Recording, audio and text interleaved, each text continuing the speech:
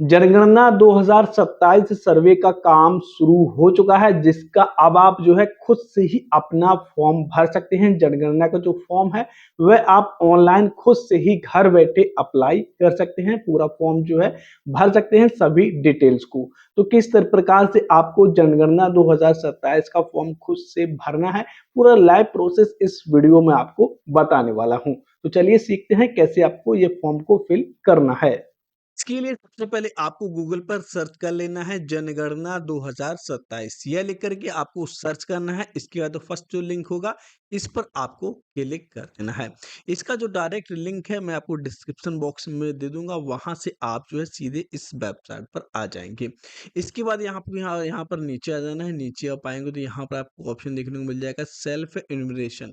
इस पर आपको क्लिक कर देना है। यहाँ से आप लैंग्वेज भी सिलेक्ट कर सकते हैं, जैसे इंग्लिश है यहाँ पर अगर हिंदी करेंगे तो हिंदी में ये पूरी वेबसाइट हो जाएगी। और नीचे आप आएंगे तो यहाँ पर स्वगणना इस ऑप्शन पर आपको क्लिक कर लेना है। जैसे आप इस ऑप्शन पर क्लिक करेंगे अब आपके सामने कुछ इस तरीके का न्यू टैब खुल करके आ जाएगा। सबसे पहले आपको यहाँ पर अपने स्टेट का चयन कर लेना है। जो भी आपका स्टेट है यहाँ पर आपको सिलेक्ट कर लेना है।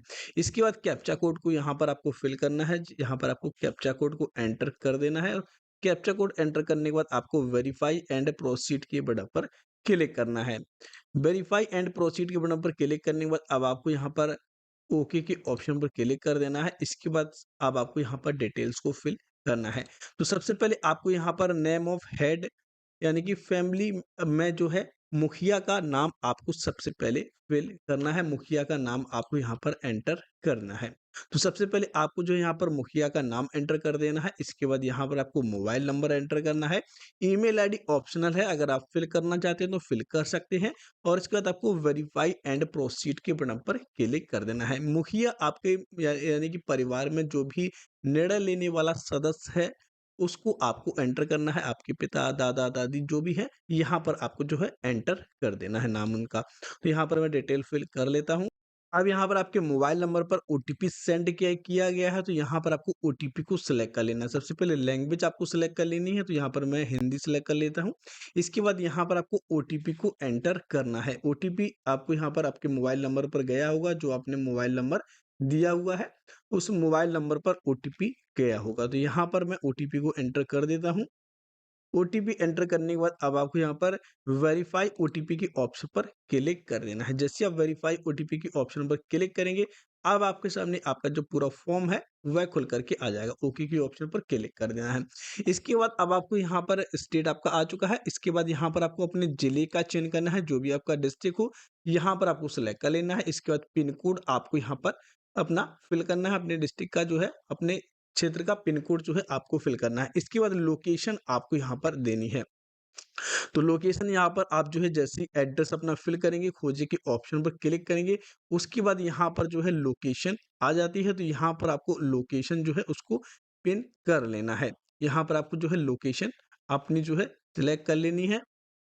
जैसे ही आप यहाँ पर एड्रेस जो है फिल करेंगे ऑटोमेटिक ही यहाँ पर जो है लोकेशन आ जाती है।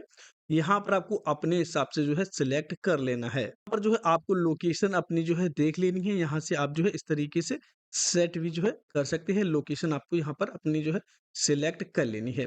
इसके बाद अब आपको यहाँ पर स्थान की पुष्टि इस ऑप्शन पर क्लिक करना है और उसके बाद आपको सहज और आगे बढ़े इस ऑप्शन पर आपको क्लिक कर लेना है। इसके बाद आपको स्थान की पुष्टि करनी है, तो हाँ, आपको आप यहाँ पर बताना है कि हाँ, लोकेशन जो है सही है। हाँ के ऑप्शन पर आपको क्लिक कर देना है। इसके बाद आपके सामने जनगणना घर का विवरण। तो सबसे पहले आपको यहाँ पर घर का विवरण में यहाँ पर आपको डिटेल फिल करनी है। जनगणना मकान में फर्श में प्रयुक्त सामग्री आपको यहाँ पर जो है बतानी है। मिट्टी से बनी है या लकड़ी बांस से, पक्की ईंट से, पत्थर से, सीमेंट से, किससे बनी हुई है यहाँ पर आपको जो है बताना है। इसके बाद यहाँ पर आपको जो है नीचे आना है। नीचे आप आएंगे तो मकान के दीवार में प्रयुक्त सामग्री यानी कि दीवार जो है किससे बनी हुई है यहाँ पर आपको जो है बतानी है। यहाँ पर आप देखेंगे लकड़ी की है या मिट्टी कच्ची ईंट की है या ईंट की है, यहाँ पर आपको जो है सिलेक्ट कर लेना है एक ऑप्शन। इसके बाद यहाँ पर अगला ऑप्शन है जनगणना मकान के छत में प्रयुक्त सामग्री। तो यानी कि छत में जो है बनी हुई है किससे बनी हुई है, पक्की ईंट से बनी है, पत्थर से बनी है, स्टेट है, यहाँ पर आपको जो है कंक्रीट से बनी हुई है, यहाँ पर आपको जो है सिलेक्ट कर लेना है। इसके बाद मकान की स्थिति आपको यहाँ पर बतानी है, अच्छी है या रहने योग्य है, यहाँ पर जो है आपको सिलेक्ट कर लेना है। इसके बाद आपको जो है सहजे और आगे बढ़े के ऑप्शन पर क्लिक करना है और हाँ के ऑप्शन पर क्लिक कर देना है। इसके बाद अन्य तीसरा स्टेप आपके सामने खुल करके आ जाएगा। अब आपको यहाँ पर इस परिवार में समस्त समानता रहने वाले व्यक्ति की कुल संख्या यानी कि परिवार में कितने सदस्य हैं उसकी जो है संख्या आपको यहाँ पर बतानी है। इसके बाद परिवार के मुखिया का नाम ऑटोमेटिक आ जाएगा यहाँ पर जो आपने फिल किया होगा। इसके बाद परिवार के मुखिया का नाम यहाँ पर जो है आपको हिंदी में फिल करना है। इसके बाद परिवार का मुखिया का जेंडर आपको सेलेक्ट करना है, मेल है, फीमेल है, पुरुष, स्त्री, यहाँ पर आपको सेलेक्ट कर लेना है। इसके बाद यदि जाति आपको यहाँ पर जो है सिलेक्ट करनी है, यहाँ पर आप देखेंगे अनुसूचित जाति है, जनजाति है या अन्य। अगर आप पिछड़ा या सामान्य कैटेगरी से हैं तो आपको अन्य जो है सिलेक्ट कर लेना है। अगर अनुसूचित जाति से है तो अनुसूचित जाति पर क्लिक कर देना है। इसके बाद यहाँ पर आप देखिए मकान, इस मकान के स्वामित्व की स्थिति क्या है, अपना मकान है, किराए का, परंतु अत्यंत अपना मकान, यहाँ पर जो है अपने अनुसार आपको सिलेक्ट कर लेना है। अगर आपका खुद का मकान है तो अपना जो है सिलेक्ट कर लेंगे। इसके बाद ये रहने योग्य उपलब्ध कमरों की संख्या यानी कि कितने कमरे हैं मकान में, यहाँ पर जो है आपको बताना है। इसके बाद यहाँ पर है इस परिवार में रहने वाले विवाहित दंपत्ति की संख्या यानी कि विवाहित जोड़ा कितने रह रहे हैं परिवार में, यहाँ पर जो है आपको उसका जो है संख्या बतानी है। इसके बाद आपको सहजे और आगे बढ़े के ऑप्शन पर क्लिक करना है। इसके बाद पुष्टि करना है, हाँ के ऑप्शन पर क्लिक कर देना है। अब आपको यहाँ पर परिवार के लिए सुविधा की उपलब्धता, तो यहाँ पर आपको सबसे पहले पेयजल का मुख्य स्रोत यानी कि पेयजल का मुख्य स्रोत क्या है, नल का पानी उपचारित स्रोत है या फिर अनौपचारिक स्रोत है, कुआं है, हेडपंप, ट्यूबवेल, झरना, जो भी है यहाँ पर है आपको जो है सिलेक्ट कर लेना है। तो मेरे में क्या है, नल का है। यहाँ पर अगर आपका सप्लाई वाला पानी आ रहा है तो आपको जो है फर्स्ट ऑप्शन से ही सिलेक्ट कर लेना है। इसके बाद यहाँ पर है पेयजल स्रोत की उपलब्धता, परिसर के अंदर है या परिसर के बाहर है या दूर है, यहाँ पर आपको जो है सिलेक्ट कर लेना है। इसके बाद यहाँ पर है प्रकाश का मुख्य स्रोत, तो यहाँ पर है बिजली है, मिट्टी का तेल, यहाँ पर आपको अपने अनुसार जो है सिलेक्ट कर लेना है। तो बिजली है यहाँ पर सिलेक्ट कर लेते हैं। इसके बाद है शौचालय की सुलभता, यहाँ पर आपको सेलेक्ट करना है केवल परिवार के उपयोग के लिए है या अन्य परिवारों के साथ साझे में है, यहाँ पर आपको अपने अनुसार सिलेक्ट कर लेना है। अगर नहीं है तो खुले में आप जो है यहाँ पर सिलेक्ट कर सकते हैं। शौचालय का प्रकार यहाँ पर आपको सिलेक्ट कर लेना है। इसके बाद यहाँ पर आप देखेंगे 2 गड्ढा शौचालय, एकल गड्ढा शौचालय, जो भी है आपको आपको यहाँ पर अपने अनुसार जो है सिलेक्ट कर लेना है। इसके बाद गंदे पानी की निकासी किससे जुड़ी हुई है, ढकी नाली से जुड़ी हुई है, खुली नाली से जुड़ी हुई है या किसी भी प्रकार से नाली से नहीं है, यहाँ पर आपको जो है सिलेक्ट कर लेना है। इसके बाद परिसर के अंदर स्नान सुविधा की उपलब्धता, तो यहाँ पर स्नान गृह है या छत के बिना है, यहाँ पर आपको अपने अनुसार सिलेक्ट कर लेना है। अगर नहीं है तो नहीं के ऑप्शन पर भी क्लिक कर सकते हैं। इसके बाद है रसोई घर पर एलपीजी और पीएनजी गैस कनेक्शन की उपलब्धता, रसोई घर में खाना पकाते हैं तो LPG, PNG, LPG gas connection उपलब्ध है या नहीं है, यहाँ पर आपको सबसे पहले सिलेक्ट कर लेना। इसके बाद घर के भीतर खाना पकाते हैं परंतु रसोई घर में नहीं, यहाँ पर आपको सिलेक्ट करना है एलपीजी गैस कनेक्शन, इसमें भी अगर है ये फर्स्ट वाला ही ऑप्शन सिलेक्ट कर लेंगे।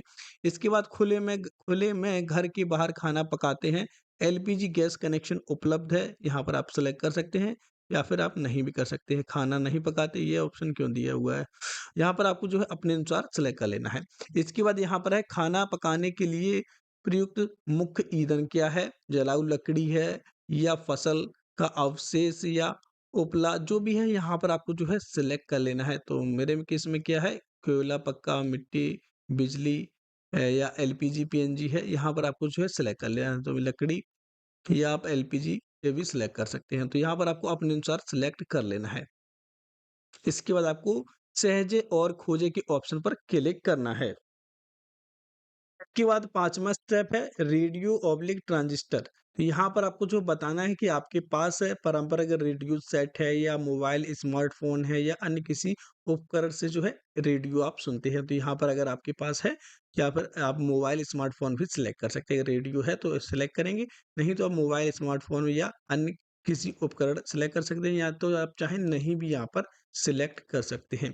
इसके बाद टेलीविज़न है, दूरदर्शन मुफ्त डिश है या अन्य डीटीएच है डिश है या केबल कनेक्शन है या अन्य कोई है, यहाँ पर आपको जो है टेलीविज़न को सिलेक्ट कर लेना है। इसके बाद इंटरनेट सुविधा है, मोबाइल, टैबलेट, लैपटॉप, कंप्यूटर से है या मोबाइल स्मार्टफ़ोन से है या अन्य किसी उपकरण से है, यहाँ पर आपको अपने अनुसार सेलेक्ट कर लेना है। इसके बाद कंप्यूटर और लैपटॉप और ये कंप्यूटर अगर हैं तो यहाँ पर आपको जो है सिलेक्ट कर लेना है। इसके बाद है टेलीफ़ोन और मोबाइल फ़ोन उपलब्धता, यहाँ पर आपको जो बतानी है, केवल लैंडलाइन है या स्मार्टफ़ोन है या अन्य साधारण मोबाइल है, यहाँ पर आपको जो है अब सिलेक्ट कर लेना है। इसके बाद यहाँ पर आपको जो है साइकिल और स्कूटर, मोटरसाइकिल आपको बतानी है, साइकिल है, स्कूटर या मोटरसाइकिल है या दोनों है, यहाँ पर आपको जो है सिलेक्ट कर लेना है। इसके बाद कार, जीप अगर है तो यहाँ पर आपको हाँ करना है, नहीं तो आपको नहीं करना है। इसके बाद परिवार द्वारा उपभोग किए जाने वाले मुख्य अनाज, तो अनाज यहाँ पर आप चावल सबसे ज़्यादा है या गेहूँ, ज्वार जो भी है, यहाँ पर आपको जो है सबसे ज़्यादा जिसको भी उपयोग करते हैं मुख्य अनाज, यहाँ पर आपको जो है सिलेक्ट कर लेना है। इसके बाद आपको सहजे और आगे बढ़े के ऑप्शन पर क्लिक करना है। अब आपके सामने आपका पूरा फॉर्म का यहाँ पर जो है विवरण प्रीव्यू आ जाएगा। आपको यहाँ पर सभी डिटेल्स को चेक कर लेना है। यहाँ पर सभी डिटेल्स भर करके आ जाएगी। अगर कोई करेक्शन है, यहाँ पर आपको ऑप्शन दिया हुआ है संशोधन के लिए वापस जाएँ। इस ऑप्शन पर क्लिक करके आप करेक्शन कर सकते हैं, या फिर आप ड्राफ्ट के रूप में भी इसे सेव कर सकते हैं और बाद में चाहें तो आप करेक्शन इसको कर पाएँगे। अगर कोई करेक्शन नहीं है तो आपको पुष्टि करें और सबमिट करें के ऑप्शन पर क्लिक कर देना है। उसके बाद आप कोई भी करेक्शन को नहीं कर पाएँगे। तो यहाँ पर आपको चेक कर लेना है एक बार फॉर्म, उसके बाद आपको पुष्टि करें और सबमिट करें के बटन पर क्लिक कर देना है, तो आपका यहाँ पर सबमिट फॉर्म हो जाएगा। इसके बाद अंतिम रूप से सबमिट करें हाँ के ऑप्शन पर क्लिक कर देना है। आपका फॉर्म सफलतापूर्वक सबमिट हो जाएगा। यहाँ पर आप देखेंगे सफलतापूर्वक फॉर्म जो है सबमिट हो चुका है। आपकी स्वगणना पहचान संख्या, यहाँ पर आपको एक रेफरेंस नंबर भी मिल जाएगा। इस रेफरेंस नंबर को आपको नोट कर लेना है और जब भी जनगणना के अधिकारी आएंगे आपके घर पर, आपको यही रेफरेंस नंबर बता देना है। तो इस प्रकार से आप घर बैठे ही जनगणना का जो फॉर्म है वह स्वयं ही भर सकते हैं, खुद से ही भर सकते हैं। अगर आपको ये वीडियो पसंद आया हो तो वीडियो को लाइक करें, चैनल को सब्सक्राइब करें ऐसे ही अपडेट पाने के लिए।